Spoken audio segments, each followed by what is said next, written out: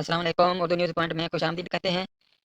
P T I سے بلّہ واپس چھین لیا گیا ہے۔ پشاور ہائی کورٹ نے الیکشن کمیشن کا فیصلہ بحال کر دیا ہے۔ پشاور ہائی کورٹ نے P T I intra party election اور انتخابات کیس پر الیکشن کمیشن کا فیصلہ بحال کرتے ہوئے حکم امتناع واپس لے لیا ہے۔ پشاور ہائی کورٹ کے جسٹس اعجاز خان نے عدالتی فیصلے کے خلاف الیکشن کمیشن کی نظر ثانی اپیل پر سماعت کی ہے، جس کے سلسلے میں الیکشن کمیشن کے وکیل اور تحریک انصاف کے سینئر وکیل قاضی انور ایڈوکیٹ عدالت میں پیش ہوئے۔ سماعت کے آغاز پر پی ٹی آئی کے وکیل قاضی انور نے سوال کیا کہ کیا الیکشن کمیشن ہائی کورٹ کے فیصلے کے خلاف عدالت آ سکتا ہے؟ ان کی ریٹ ٹھیک نہیں ہے۔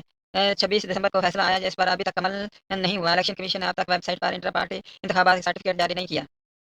دوسری خبر یہ ہے کہ توہین الیکشن کمیشن کیس میں عمران خان اور فواد چودھری پر فرد جرم عائد کر دی گئی ہے۔ P T I Imran Khan اور سابق وزیر فواد چودھری پر فرد جرم عائد کر دی گئی ہے۔ بانی P T I Imran Khan اور سابق وزیر فواد چودھری کے خلاف راولپنڈی کے ڈیال جیل میں توہین الیکشن کمیشن کی کیس کی سماعت ہوئی، جہاں الیکشن کمیشن کے 4 رکن بینچ نے سماعت کی۔ سماعت کے دوران بانی P T I Imran Khan اور استحکام پارٹی کے رہنما فواد چودھری کمرہ عدالت میں موجود تھے۔ عدالت میں ملزمان کو فرد جرم پڑھ کر سنائی گئی، جس پر انہوں نے چارج شیٹ پر لگے الزامات سے انکار کیا۔ بعد ازاں الیکشن کمیشن نے کیس کی مزید سماعت 16 جنوری تک ملتوی کر دی ہے۔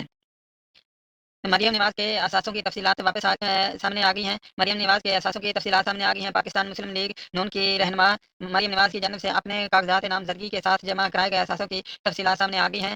حلقہ 119 لاہور میں مریم نواز نے اپنے کاغذات نامزدگی میں 1500 کنال سے زیادہ اراضی سمیت اثاثوں کی مالیت 84,25,84,000 روپے ظاہر کی ہے، جبکہ ایک سال کے دوران اثاثوں میں 40 لاکھ روپے سے زائد کا اضافہ بھی ظاہر کیا ہے۔ اپنے کاغذات نامزدگی کے ساتھ جمع کرائی گئی اثاثوں کی تفصیلات کے مطابق مریم نواز کسی گاڑی کی مالک نہیں، بلکہ انہوں نے خود کو بھائی حسن نواز کی 2,89,00,000 روپے سے زائد کی مقروض ظاہر کیا ہے۔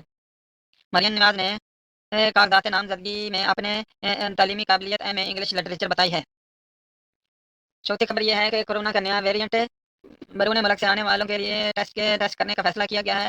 National command and control operation centre کے این سی او سی نے بیرون ملک سے آنے والے مسافروں کی کووڈ ٹیسٹنگ کا فیصلہ کیا ہے۔ قومی ادارہ صحت کے حکام کے مطابق این سی او سی نے بیرون ملک سے آنے والے 2% مسافروں کی کووڈ ٹیسٹنگ کا فیصلہ کیا، جس کا مقصد دنیا بھر میں پھیلے گئے کورونا کے نئے ویریئنٹ JN1 کے روک تھام کرنا ہے۔ حکام نے کہا ہے کہ ایئرپورٹس پر بیرون ملک سے آنے والے 2% مسافروں کی لازمی کووڈ ٹیسٹنگ ہوگی۔ کووڈ ٹیسٹنگ کے لیے ریپڈ ڈائگنوسٹک کٹس اور قومی ادارہ برائے صحت فراہم کرے گا۔ اس وقت ملک کے بیشتر بڑے ایئرپورٹ پر کووڈ ڈائگنوسٹک کٹس موجود نہیں ہیں۔ حکام نے کہا کہ پاکستان اب تک کووڈ کے نئے ویریئنٹ JN1 کا کوئی کیس رپورٹ نہیں ہوا ہے، تاہم ایڈوائزری کے نتیجے میں اسپتالوں کے او پی ڈیز اور وارڈ پر دباؤ بڑھ سکتا ہے۔